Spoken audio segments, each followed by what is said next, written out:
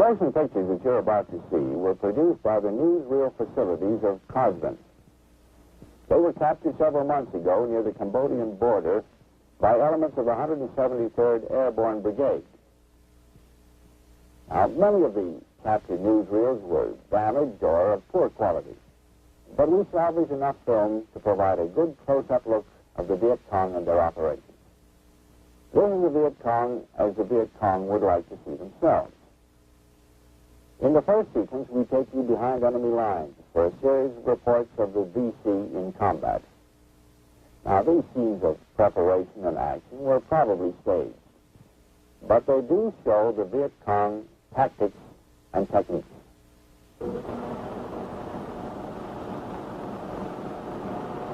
Translated, this title reads, Military Operations by the 9th Vietcong Main Force Division in retaliation for the bombings of Hanoi and Haiphong. Division members are summoned before the division political officer just prior to moving to the attack site. Squad and platoon leaders wear banners proclaiming their determination to avenge the bombings of the North. Similar pledges are printed on cards fastened to the hats of individual soldiers. Here, the division political officer presents ropes to regimental political officers as a sign of his confidence that the battle will be won and prisoners will be taken.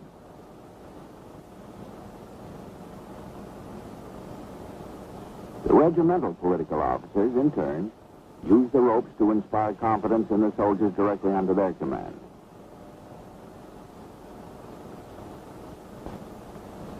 The bugler sounds the attack, and the individual platoons and companies move on foot to their respective positions.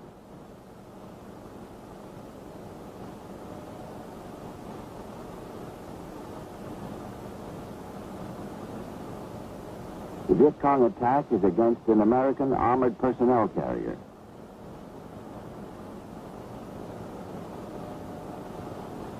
The vehicle is destroyed and several members of its crew are killed.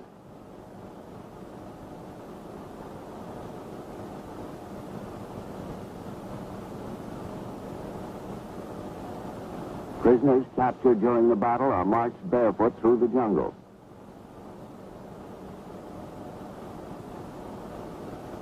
Next, we have a series of newsreel sequences on Vietcong attacks against Allied units in South Vietnam. With Tay Min's Black Virgin Mountains in the background, the communist guerrillas make ready.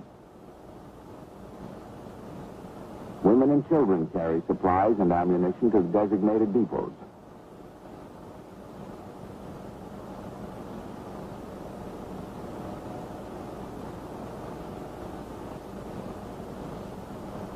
The weapons and equipment used by the VC are Soviet models, most of which have been manufactured in communist China.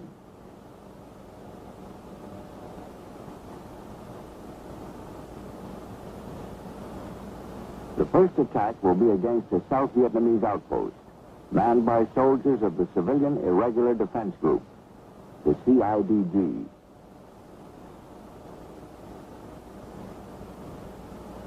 A final communications check is made using both communist and captured American manufactured equipment.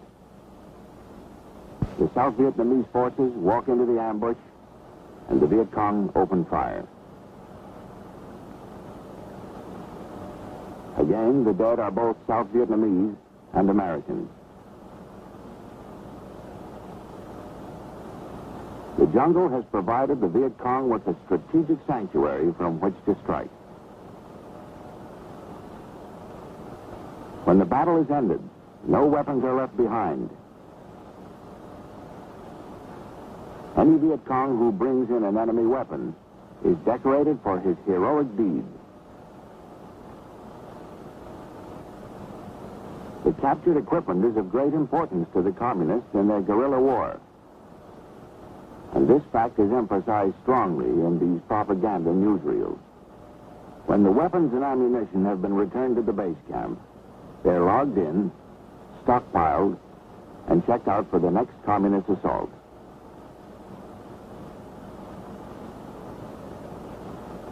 The The enemy in the Republic of Vietnam makes use of every tactic, old and new, in guerrilla warfare.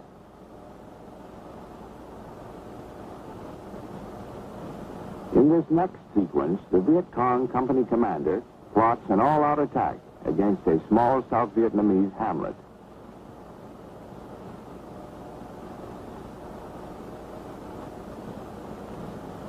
The bugler once again sounds the charge, and the VC stream out of the jungle to overrun the settlement.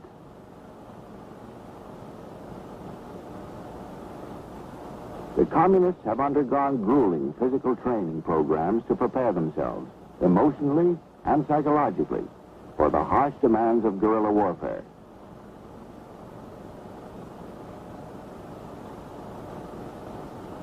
Attacks such as the one shown here are undertaken to harass Allied units in the area.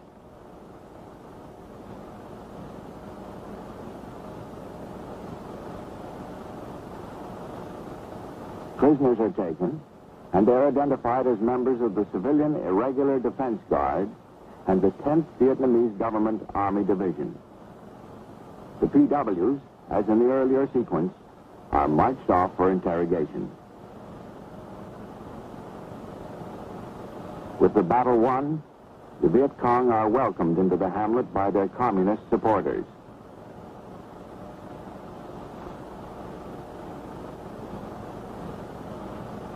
And according to the original newsreel commentary, a special program is presented by the women of the settlement in tribute to their so-called liberators.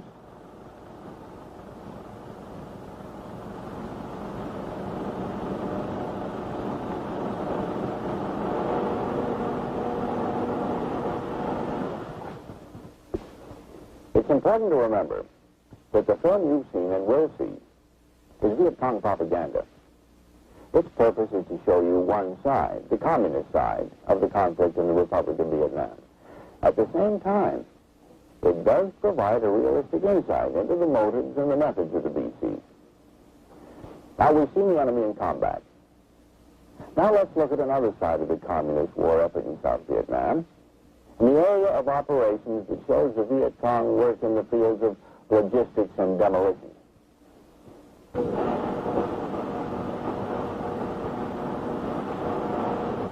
Much of the food, weapons, and equipment used by the Viet Cong is transported into tactical areas by walking the material across the countryside.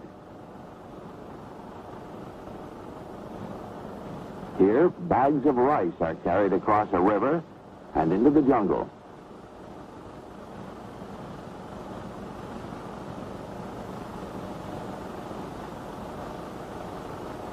Women, many of them armed, make up more than half of the communist transportation force. Another of the primary means of transportation is by bicycle.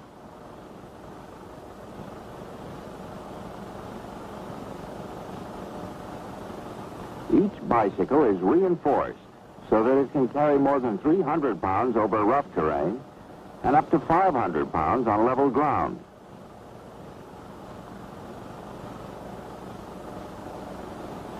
The Viet Cong are equally thorough in their utilization of captured weapons and equipment.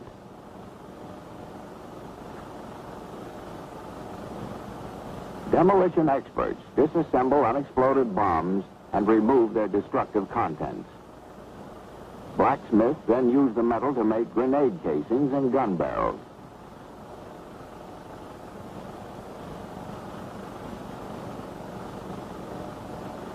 In the guerrilla warfare that the Viet Cong are waging, nothing is wasted.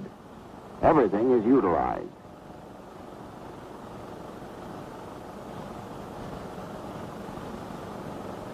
The communists adapt their ways to the war they must fight. Booby traps are fashioned by hand and planted at night outside the perimeter of U.S. and South Vietnamese camps. Next, we see a graphic demonstration of the methods used and the objectives achieved in sabotaging railroads and bridges in the Republic of Vietnam. The communists, wherever they can, coerce or impress local inhabitants to help them in their destructive raids.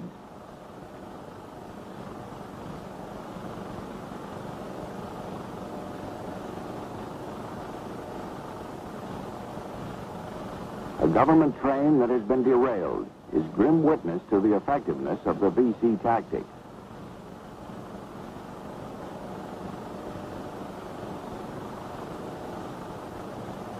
Blasting is more expensive, but the results are also more thorough. Small charges placed at the joints of the rails on both sides of the track can tear open gaps that are undetectable at a distance and will almost certainly cause a derailment. Here, with the aid of a model bridge, a Vietcong instructor briefs a communist guerrilla before sending him out with the demolition team.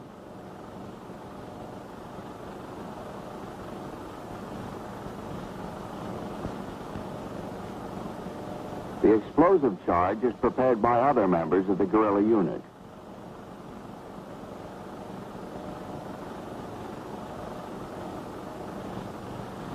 The VC moved through the jungle toward their objective. Reaching the bridge, the communist guerrillas climb the span to plant their explosives. The locations are pre-planned, for a reconnaissance team has already visited the bridge and determined the best locations for placing the charges.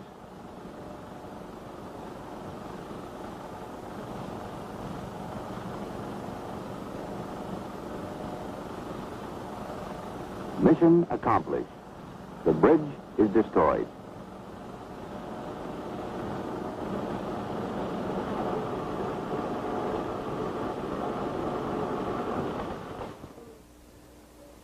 Up to now, we've been through the eyes of the communist camera at the battlefront with the Vietcong. In this sequence now, we're going to focus on various propaganda and non-military activities of the enemy. We'll tour War Zone C with Chinese Communist correspondents, visit the VC printing office, explore an underground hospital, and watch a propaganda lecture by a four-star North Vietnamese Army general who's the political officer and commanding general of the self-proclaimed South Vietnamese Liberation Army.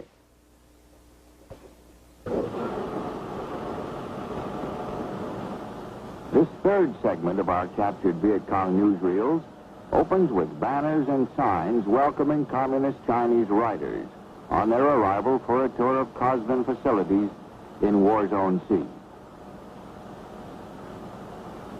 There is the customary exchange of toasts between the guests and their hosts. And as part of the welcoming reception, the representatives of the two communist nations exchange photographs of Ho Chi Minh and Mao Zedong. An entertainment troupe from North Vietnam is also on hand, and the Chinese riders witness a performance of traditional Vietnamese dances.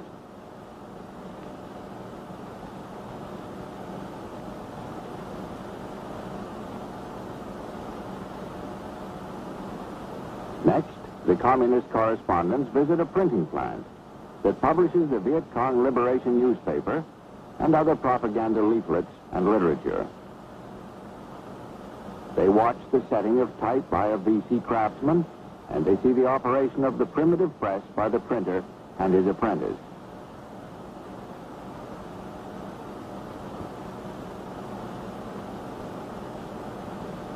The visit concludes with the presentation to the group of the latest issue of the Vietcong Liberation newspaper.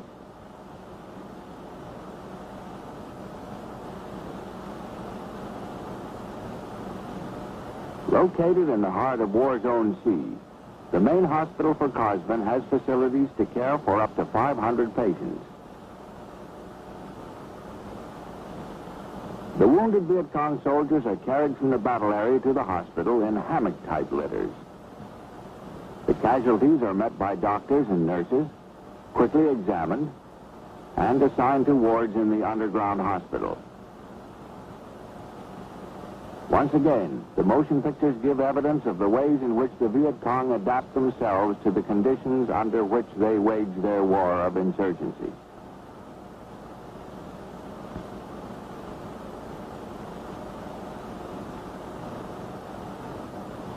In these next scenes, the hospital has a distinguished visitor, a 4-star general, Nguyen Chi Thanh, member of the North Vietnam Politburo and former political officer of the North Vietnamese Army.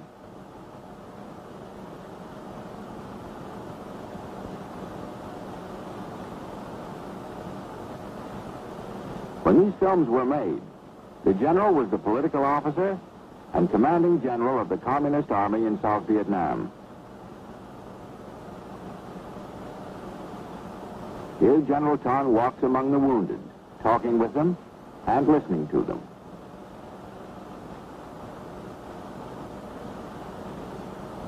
Continuing his tour of the underground facilities, the general commends the hospital staff for its contributions to the Viet Cong war effort.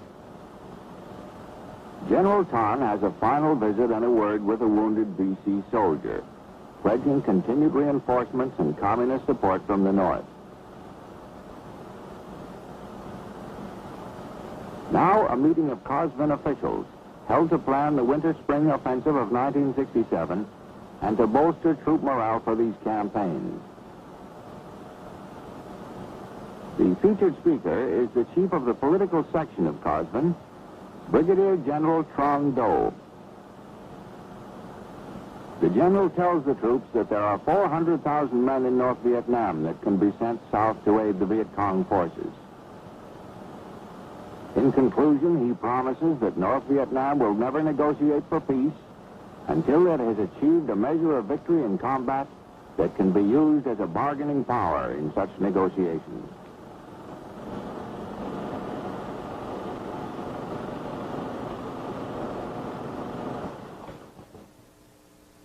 This, then, is the challenge posed by the Viet Cong and her supporters in South Vietnam. We've seen from their own motion pictures that they're resourceful, disciplined, ruthless, determined. Alert to this threat, aware of this danger, South Vietnam and her allies must meet and defeat the enemy challenge. For in this confrontation between communism and freedom, only one can prevail. Which one it'll be is simply stated: why free men fight in the Republic of Vietnam. In closing, let us emphasize again that these films were produced as communist propaganda to promote the communist cause in South Vietnam. At the same time, let us also remember that they have provided an in-depth, close-up opportunity to know your enemy, the Viet Cong.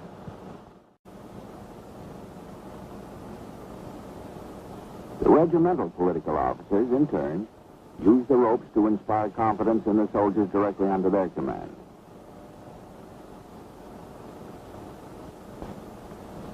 The bugler sounds the attack, and the individual platoons and companies move on foot to their respective positions.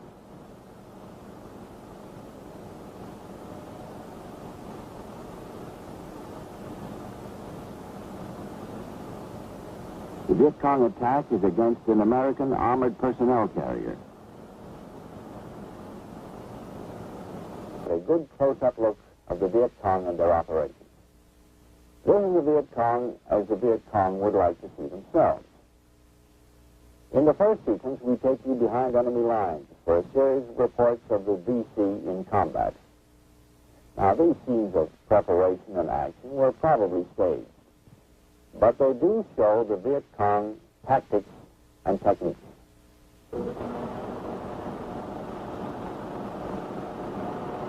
Translated, this title reads, Military Operations by the 9th Viet Cong Main Force Division in retaliation for the bombings of Hanoi and Haiphong.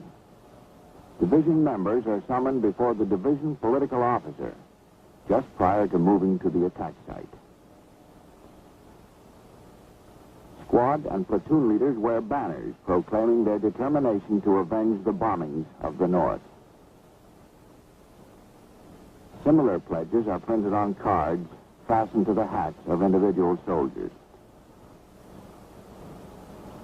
Here, the division political officer presents ropes to regimental political officers as a sign of his confidence that the battle will be won and prisoners will be taken. The vehicle is destroyed and several members of its crew are killed.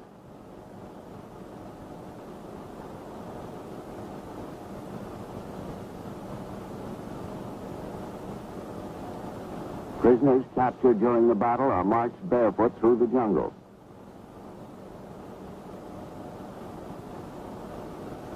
Next, we have a series of newsreel sequences on Vietcong attacks against Allied units in South Vietnam. With Tay Min's Black Virgin Mountains in the background, the communist guerrillas make ready.